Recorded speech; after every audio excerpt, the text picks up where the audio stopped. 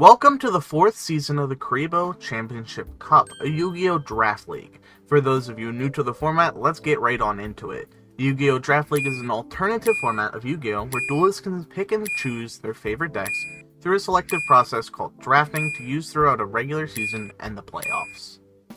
Now, what is drafting, and how does the process work, you may ask? Drafting is a process where duelists take turns picking the decks they'll be using during the season. Drafting works in a snaking style where each duelist has one pick in each round. Each duelist makes their first pick based on a predetermined order. When the first round is over, the team that picked last in the first round picks first in the second round. The draft snakes round back to the first duelist, who picks last in the second round and continues on for a predetermined set of rounds.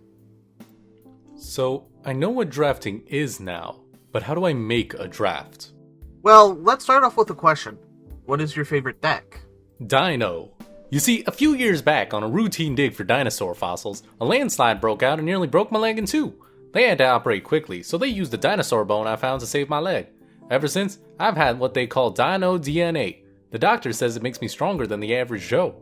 Alright, let's go over a Yu-Gi-Oh! Draft. A Yu-Gi-Oh! Draft consists of two main things: archetypes, which are a series of cards grouped together by name or card effects, sorted into tiers based on power level. We're able to draft 1 tier 1, 2 tier 2s, 2 tier 3s, and 1 tier 4. The second part of the draft consists of staples and limited staples, a series of powerful cards you can play in all of your decks. You're able to grab 3 staples and 1 limited staple for your draft. Keep in mind when making your draft that you are not forced to draft in any specific order. Prioritize the picks you want most, since someone else may be looking at getting something you want. Before we move on, let's look at a few sample drafts to solidify the information given. These are just a few examples of what your draft could look like. The possibilities are vast. So I know about drafting and I have a draft done. What's next? Now that we've got a draft, let's move into dueling and deck building. Every week you'll be matched against another duelist where you'll have to prepare decks for a 3-match set. When building your decks, you can use any cards from the archetypes you've drafted, along with the staples you have.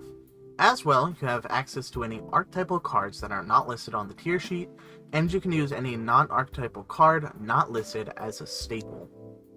While deck building, there are a few things you need to keep in mind. You must bring 3 different valid decks versus your opponent.